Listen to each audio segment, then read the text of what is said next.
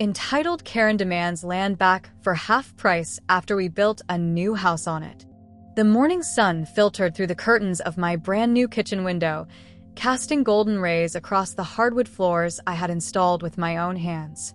I stood there, coffee mug in hand, watching the steam rise from my cup as I gazed out at the small garden I'd started planting just last week. This was it. This was the moment I had been working toward for the past 8 years. 8 years of eating ramen noodles for dinner more nights than I cared to count. 8 years of wearing the same 3 pairs of jeans until they had holes in places that would make my mother cringe. 8 years of saying no to every invitation, every vacation, every little luxury that my friends seemed to take for granted. While they were posting pictures of their weekend getaways and fancy dinners, I was hunched over my laptop at 2 a.m., freelancing web design projects to scrape together every extra dollar I could find. The land had cost me $43,000. It wasn't much by today's standards, just a modest half-acre plot on the outskirts of Millbrook, a sleepy town where everyone knew their neighbors, and the biggest excitement was usually the annual Apple Festival. But to me, it might as well have been a mansion in Beverly Hills. I had walked this property at least 50 times before I finally had enough saved for the down payment, memorizing every tree, every slight hill, every patch of wild grass that would someday become my lawn. Building the house had been another adventure entirely. I wasn't a contractor. Hell, I could barely hang a picture straight when I started this journey. But YouTube became my university, and the local hardware store employees became my professors. I learned about foundations by watching videos until my eyes burned. I figured out electrical work by reading manuals until the words blurred together. Plumbing nearly broke me. There's nothing quite like discovering you've connected pipes backward and your kitchen sink is now a geyser at 3 in the morning. The house itself was modest. 1,200 square feet of pure determination, with 2 bedrooms, 1 bathroom, and an open kitchen that flowed into a living room with a fireplace I'd built stone by stone. The walls were painted in warm cream colors that made the space feel bigger than it actually was. I had splurged on exactly one thing: a bay window in the living room that overlooked the small pond at the back of the property. Every morning, I would sit there with my coffee and watch the ducks paddle around, feeling like the luckiest person alive. My neighbors, the Hendersons, had been incredibly welcoming. Mrs. Henderson had brought me a casserole on my first night, and Mr. Henderson had helped me install the mailbox without me even asking. They were retired teachers who had lived in Millbrook for 30 years, and they seemed genuinely happy to have a young person breathing new life into what had been an empty lot for as long as anyone could remember. The first month in my new home was pure bliss. I would wake up early, not because I had to, but because I wanted to experience every moment of living in a space that was truly mine. I planted tomatoes and herbs in the garden, hung my grandmother's quilt on the wall, and even adopted a cat from the local shelter, a gray tabby I named Sawyer after all the sawing I'd done during construction. Every nail I had hammered, every board I had cut, every late night spent troubleshooting why the bathroom light wouldn't turn on, it had all led to this perfect morning routine. I would sit on my front porch with Sawyer purring in my lap, watching the world wake up around me. The mail carrier would wave as she drove by. The school bus would rumble past at exactly 7:45 a.m. Mrs. Henderson would tend to her roses while humming old hymns. This was more than just a house. This was validation that all those years of sacrifice had been worth it. When my college friends were complaining about their landlords or their noisy upstairs neighbors, I would smile quietly, knowing that I had something they didn't: complete control over my own space. When my parents worried that I was being too extreme with my saving habits, I would picture this exact moment, standing in my own kitchen, in my own house, on my own land. But as I would soon learn, the phrase "too good to be true" exists for a reason. Sometimes the universe has a way of testing just how badly you want something and how far you're willing to go to protect it. Sometimes the very piece you've worked so hard to achieve becomes the thing that someone else decides they want to take away from you. I had no idea that my perfect morning routine was about to be shattered by a woman who would challenge everything I thought I knew about ownership, justice, and the lengths people will go to get what they want. All I knew was that I was finally, truly home. That feeling of security, of accomplishment, of pure satisfaction. It was about to be put to the ultimate test. It was Tuesday afternoon, exactly 6 weeks after I had moved in, when my doorbell rang for the first time. The sound was so unfamiliar that Sawyer jumped off his perch by the window, and I actually had to think for a moment about what that chiming noise was. In a town like Millbrook, most people just knocked or called out a friendly hello from the driveway. I opened the door to find a woman who looked completely out of place in my quiet neighborhood. She was probably in her early 40s, with perfectly styled blonde hair that didn't move despite the autumn breeze. Her navy blue power suit looked like it cost more than I had spent on furniture for my entire house. She carried herself with the kind of confidence that comes from never having to worry about money, never having to choose between paying the electric bill and buying groceries. But it was her eyes that struck me first. They were cold, not just unfriendly but calculating. Like she was already 3 steps ahead of whatever conversation we were about to have. She held a thick manila folder pressed against her chest like it contained state secrets. "Are you the owner of this property?" she asked, not bothering with pleasantries like hello or good afternoon. Her voice had the kind of crispness that made it clear she was used to being obeyed. "Yes, I am," I replied, suddenly conscious of my paint-stained t-shirt and bare feet.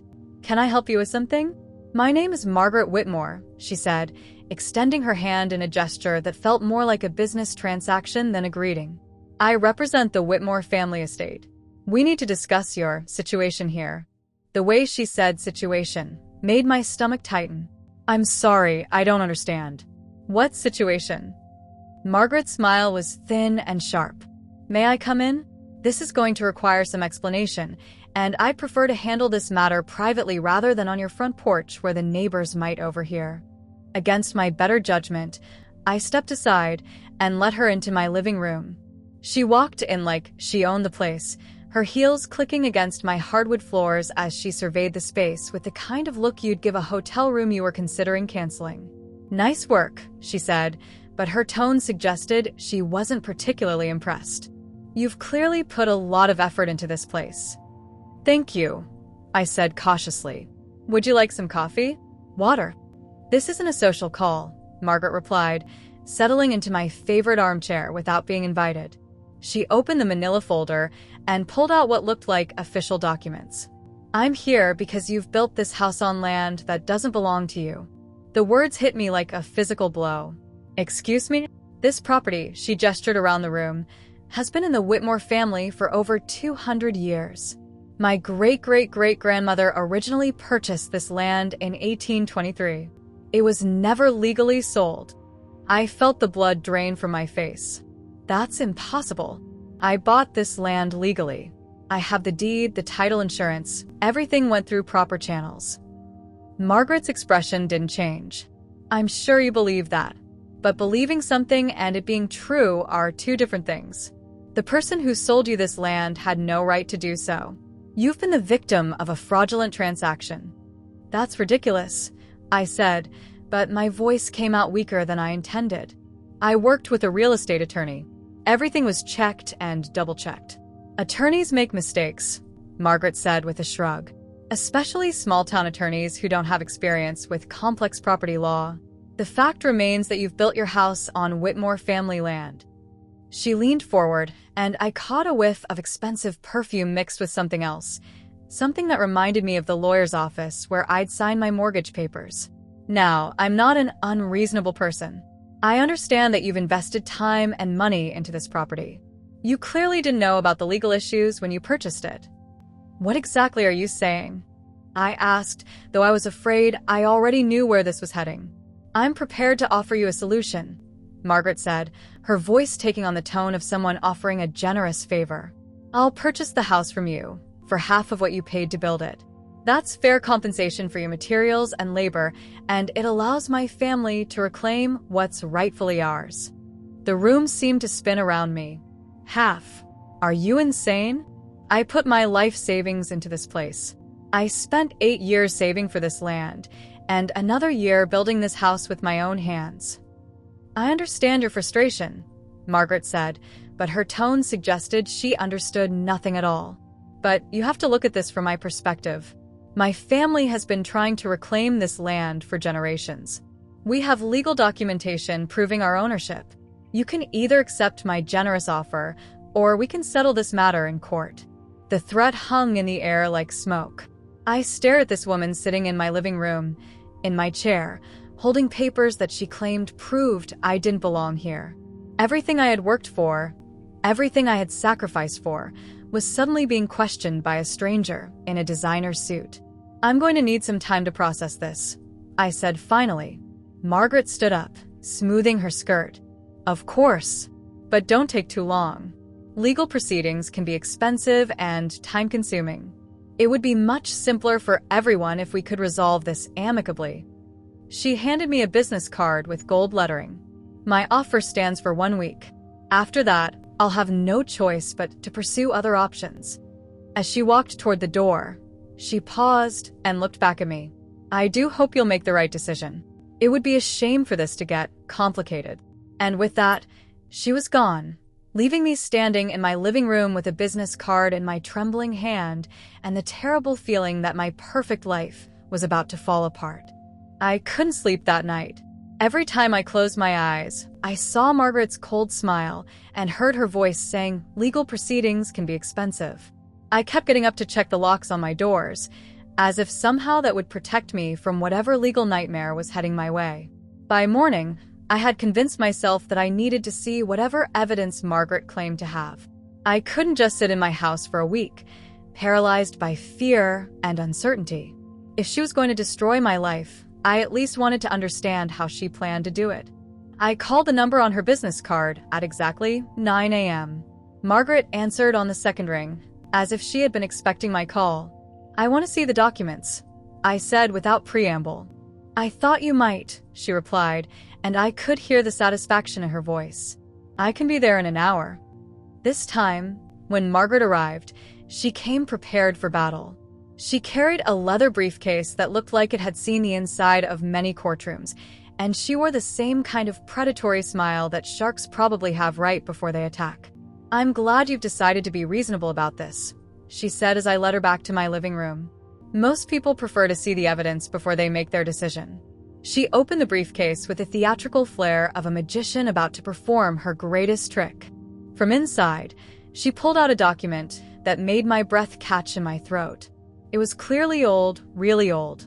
The paper had that yellowed, brittle look that screamed historical artifact, and the ink had faded to a brownish color that you only see in museums.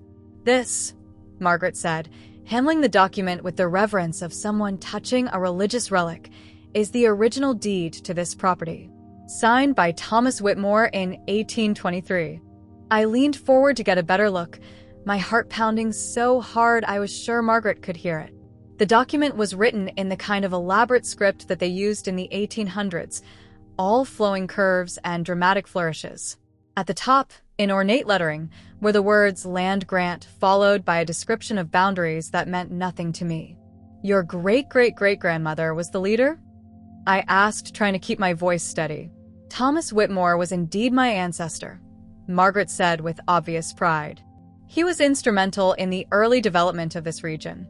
This land was granted to him by the state in recognition of his service." She pointed to a section of the document.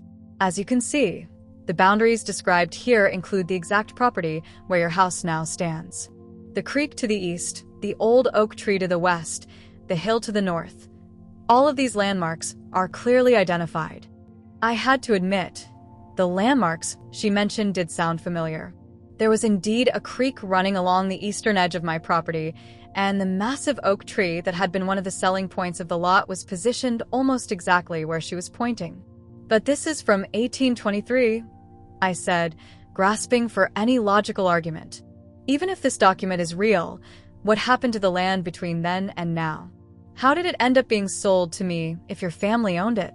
Margaret's expression darkened. "That's exactly the problem. During the Great Depression, my family was forced to mortgage various properties to survive. This particular piece of land was used as collateral for a loan that was never properly resolved. The bank that held the mortgage went under, and in the chaos that followed, the paperwork was lost or misfiled." She pulled out another document, this one more recent but still decades old. This is a mortgage document from 1932, showing that the land was used as collateral but never officially transferred. The loan was never paid off, which means the land should have reverted to the Whitmore family. I stared at the papers, feeling like I was drowning in legal jargon and historical claims. But surely there's a statute of limitations on something like this? You can't just show up 90 years later and claim property. Property law is more complex than you might think, Margaret said, especially when it involves lost documentation and improperly handled estate matters. The fact that my family never officially relinquished claim to this land means our ownership rights remain intact. She leaned back in her chair with the confidence of someone who had clearly done this dance before. I've had 3 different lawyers review these documents. They all agree that my family has a legitimate claim to this property. I picked up the original deed, handling it carefully despite my growing suspicion. The signature at the bottom was elaborate and impressive. Thomas Whitmore, written in the kind of flowing script that screamed authority and importance. But as I stared at it, something began to nag at me. This signature, I said slowly, it looks almost too perfect. Like it was written by someone who was trying very hard to make it look official. Margaret's smile faltered for just a fraction of a second. What do you mean? I don't know, I said, still studying the document. It's just my grandfather collected old documents, and I remember him telling me about how signatures from that era usually had certain characteristics. This one looks almost modern somehow. You're not a handwriting expert, Margaret said, but there was a slight edge to her voice that hadn't been there before. And even if you were, you're looking at a document that's been preserved for nearly 2 centuries. Of course it's going to look different from what you might expect. But now that I had voiced my suspicion, I couldn't let it go. The more I looked at the signature, the more something felt wrong about it. The ink seemed too uniform, the pressure too consistent. And the name itself, Thomas Whitmore, it didn't ring any bells from my admittedly limited knowledge of local history.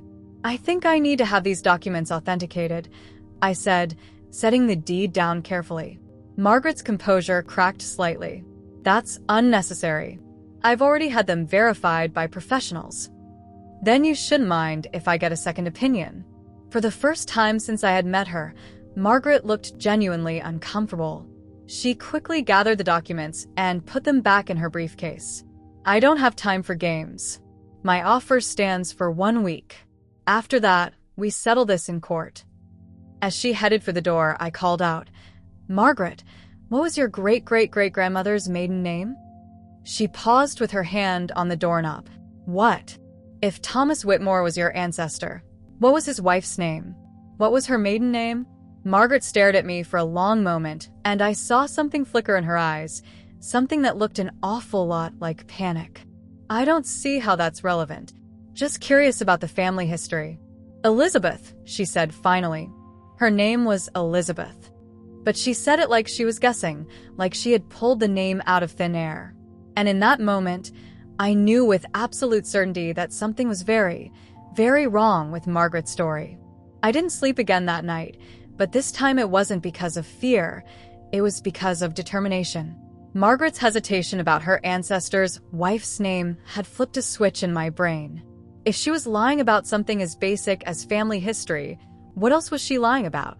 The next morning, I called in sick to work for the first time in 2 years. I had more important things to do than debug website code. I needed to get to the bottom of this before Margaret's 1-week deadline expired, and I found myself in a legal battle I couldn't afford. My first stop was the Millbrook County Courthouse, an imposing brick building that had been standing since the 1890s. I had been there once before when I was buying my land, but I had let my real estate attorney handle most of the research. This time, I was on my own. The clerk at the records department was a friendly woman named Mrs. Patterson, who looked like she had been working there since the building opened. When I explained what I needed, her eyes lit up with a kind of enthusiasm that only comes from someone who genuinely loves digging through old paperwork. Oh, you want to research the Whitmore family? How interesting, she said, leading me to a computer terminal. We've digitized most of our records going back to 1820, so if there's something to find, we should be able to locate it. She showed me how to search the database, and I started with the most obvious query, Thomas Whitmore, 1823. The search returned exactly 0 results. "That's odd," Mrs. Patterson said, peering over my shoulder. "Let me try a broader search." She typed in just Whitmore and set the date range from 1820 to 1830. Again, nothing. "Well, that's strange," she murmured. "Let me check the physical records." Sometimes the older documents weren't properly digitized. She disappeared into the back room and returned 20 minutes later with a puzzled expression. "I've checked everything we have from the 1820s. There's no record of any Thomas Whitmore being granted land in this county. In fact, there's no record of any Thomas Whitmore at all." My heart started beating faster. What about leaders? Who was the leader of the state in 1823? Mrs. Patterson pulled out a thick reference book and flipped through it. In 1823, the leader was James Mitchell. He served from 1821 to 1825. No Thomas Whitmore? Not as leader, no. And I've been working with these records for 30 years. I would remember a name like that if it appeared in any of our documents. I felt like I was watching a house of cards collapse in slow motion. "Could you help me research the actual history of my property? I need to know who really owned it before I bought it." Mrs. Patterson's face brightened. "Now that I can definitely help you with." She pulled up the digital records for my property and began tracing the ownership history backward. "Let's see. You purchased it from a Henderson estate in 2023. Before that, it was owned by Robert Henderson, who inherited it from his father, William Henderson, in 1987. William Henderson purchased it from..." She paused, scrolling through the records, "from the Jameson family in 1952. "The Jameson family?" "Yes, the Jamesons owned quite a bit of land in this area. They were one of the original farming families who settled here in the 1840s. Let me trace it back further."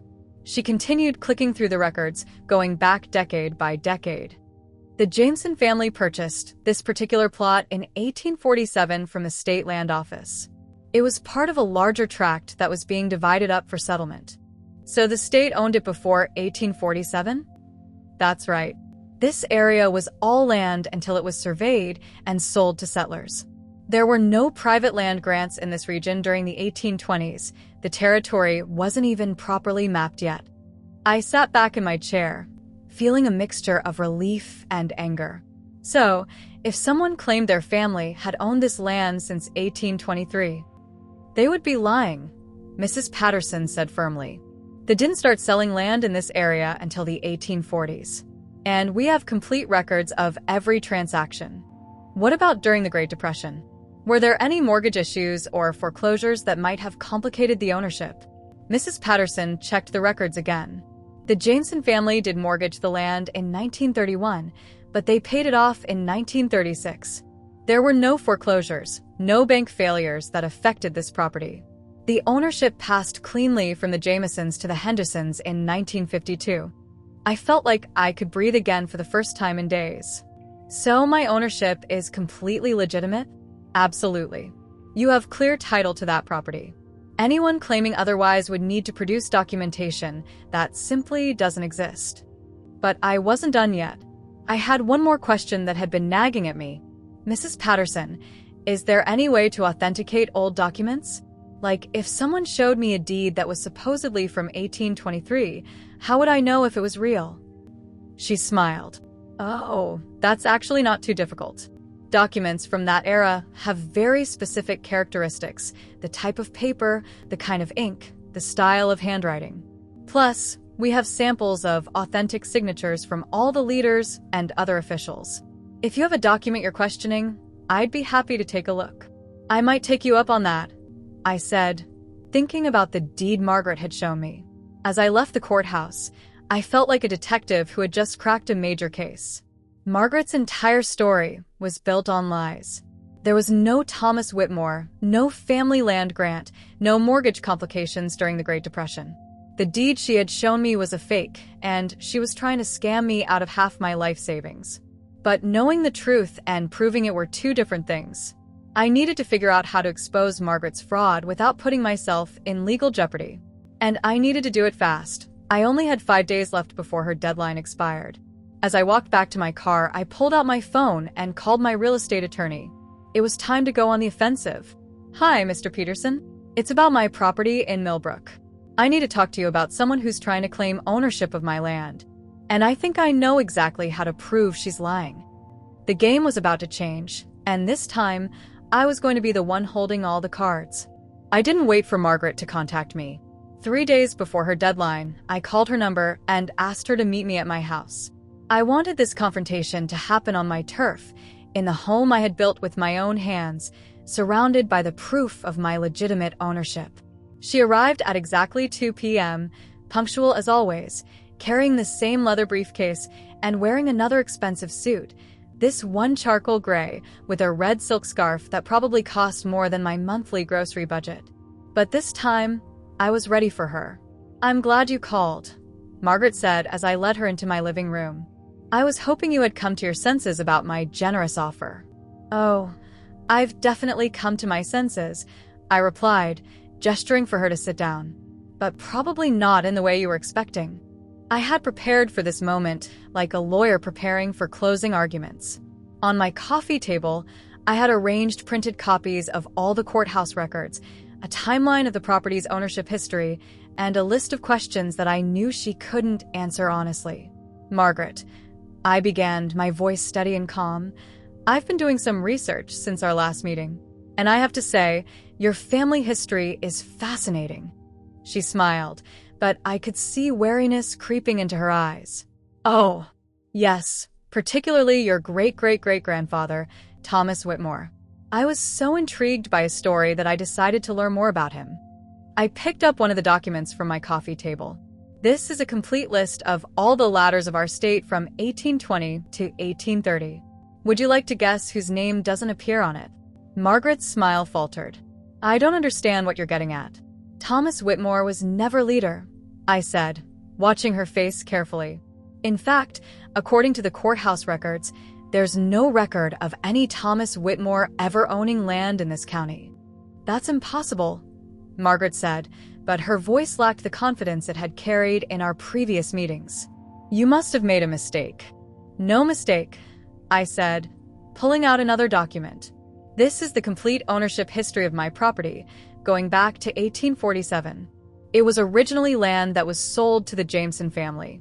The Jamesons owned it until 1952, when they sold it to the Henderson family. The Hendersons owned it until I bought it last year."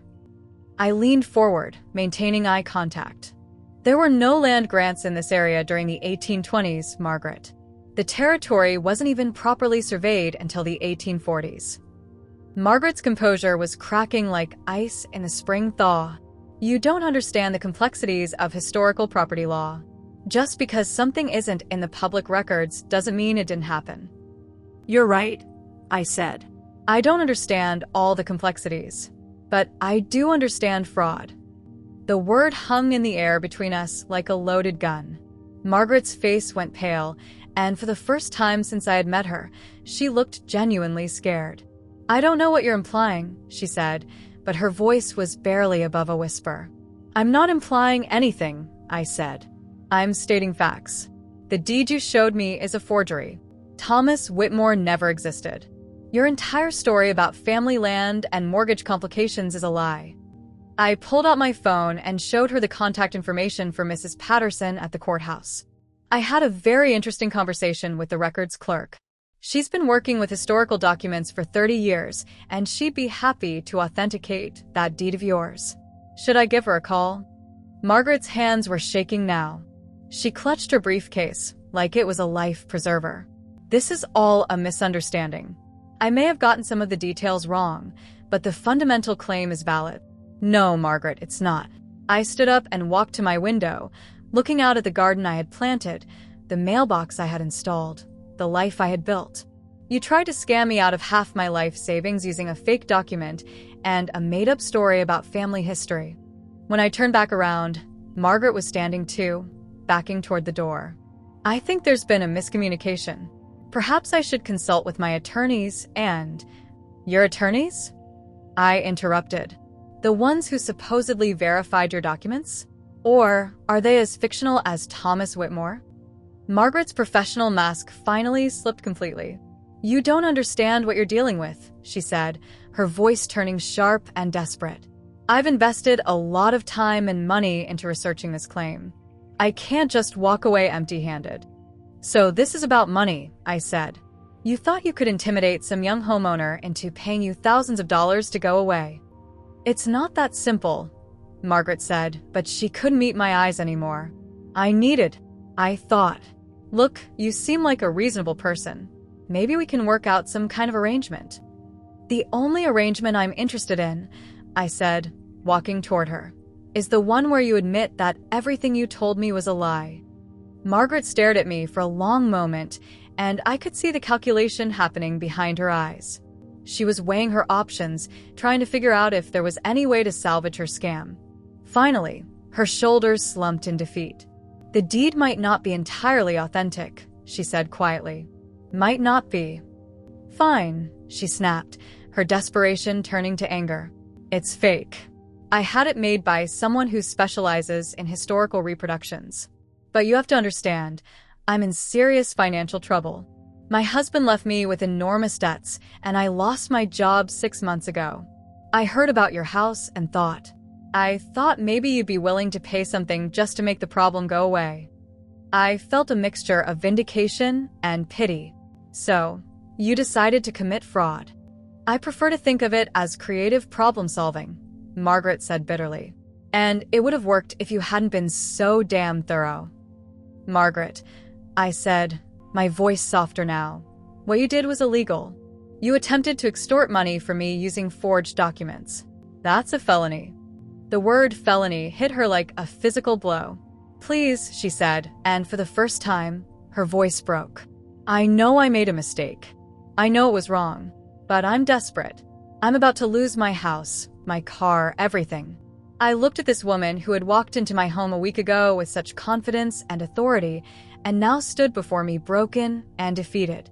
Part of me felt sorry for her, but a larger part of me was furious about what she had tried to do to me. I'm sorry about your financial situation, I said, but that doesn't give you the right to try to steal from me. Margaret nodded, tears starting to form in her eyes. What are you going to do? I picked up my phone and looked at her one last time. I'm going to make sure this never happens to anyone else. The first call I made was to Detective Sarah Chun at the Millbrook Police Department. I had met her briefly at a neighborhood watch meeting, and she had struck me as someone who took fraud seriously. When I explained the situation, she was at my house within 30 minutes. So let me get this straight, Detective Chun said, reviewing the forged deed that Margaret had left behind in her hasty retreat. She created a fake historical document, invented a fictional, and tried to extort half the value of your house. That's exactly what happened, I confirmed. And based on how polished her presentation was, I don't think I was her first victim. Detective Chun nodded grimly. Document fraud is more common than people think, especially in small towns where people trust easily. We'll need to investigate whether she's done this before. Margaret had given me her real contact information, which turned out to be a crucial mistake. Within 48 hours, Detective Chun had uncovered a trail of similar scams across 3 counties. Margaret Whitmore, her real name, ironically, had been targeting recent home buyers for the past 8 months, using variations of the same historical land grant story. We found 5 other victims, Detective Chun told me when she called with an update. A young couple in Oakville paid her $3,000 to resolve a similar claim. A retired teacher in Riverside gave her $5,000. She's been quite busy. The investigation revealed that Margaret had been working with a forger who specialized in creating fake historical documents. They had developed an entire system.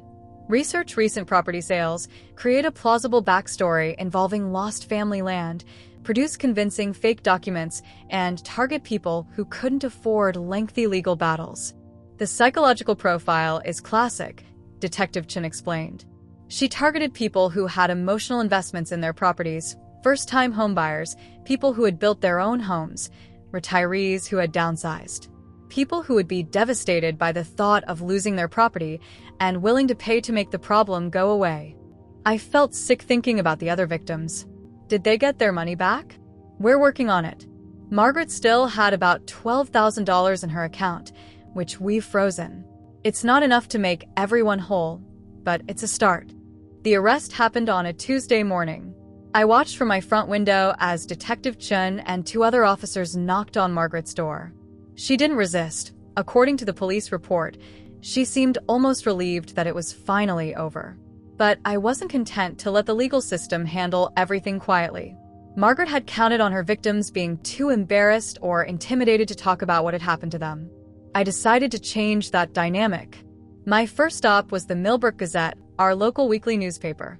Editor Jim Walsh had been looking for a story with more substance than the usual coverage of town council meetings and school board elections. When I told him about Margaret's scam, his eyes lit up. "This is exactly the kind of story our readers need to hear," he said. "People should know that these scams are happening, and they should know how to protect themselves." The article ran the following week under the headline, "Local Woman Arrested for Property Fraud Scheme." Jim had done his homework, interviewing Detective Chun, Mrs. Patterson from the courthouse, and even my real estate attorney. The story explained how the scam worked, what warning signs to look for, and most importantly, how anyone could verify property ownership through public records. But the newspaper was just the beginning. I created a presentation about property fraud and offered to speak at town halls, neighborhood associations, and community groups. The response was overwhelming. Apparently, I wasn't the only person who had been approached by someone claiming family ownership of recently purchased property. "This happened to my neighbor 2 years ago," said Mrs. Rodriguez after one of my presentations. "She paid some woman $1,500 to go away. We always wondered if it was legitimate." At the senior center, I met 3 people who had been contacted by Margaret but had been too suspicious to engage with her. "Something about her just didn't sit right," said Frank Morrison, a retired mechanic. "She was too polished, too prepared. Real family disputes don't come with briefcases full of perfect documents." The most rewarding part was hearing from people who had avoided similar scams because of the publicity. The Millbrook Police Department reported a 60% increase in calls from people asking them to verify suspicious property claims. Mrs. Patterson at the courthouse said she had never been busier, helping people research their property histories. Margaret eventually pleaded guilty to multiple counts of fraud and forgery. She was sentenced to 18 months in prison and ordered to pay restitution to all her victims. The forger she had been working with received a similar sentence. During her sentencing hearing, Margaret's lawyer painted a picture of a desperate woman who had made terrible choices under financial pressure. I felt a pang of sympathy for her. I understood what it was like to struggle financially. But I also thought about the young couple in Oakville who had given her their emergency savings and the retired teacher who had dipped into her pension to pay Margaret's fraudulent claim. "Your Honor," I said when given the chance to speak, "I don't want to see Mrs. Whitmore's life destroyed. But I also can't ignore the fact that she systematically targeted people who had worked hard to achieve their dreams. She counted on our trust, our fears, and our desire to do the right thing. That's not desperation, that's predatory behavior." 6 months later, I received a letter from Margaret in prison. It was a genuine apology, written in her own handwriting rather than the theatrical script of her forged documents. She thanked me for not pushing for a harsher sentence and promised that she would never do anything like this again. I believed her. But more importantly, I knew that because of the awareness we had raised in the community, it would be much harder for anyone else to pull off a similar scam. People were asking questions, verifying documents, and most importantly, talking to each other about suspicious approaches. Every morning, I still sit on my front porch with my coffee, watching the world wake up around me. But now I also keep an eye out for my neighbors, ready to help if anyone comes to them with a briefcase full of too perfect documents and a story that sounds too tragic to question. My house is still my sanctuary, but it's also become something more, a symbol of what happens when ordinary people refuse to be intimidated by those who would take advantage of their hard work and dreams. And that, I think, is worth more than any amount of money Margaret could have stolen from me.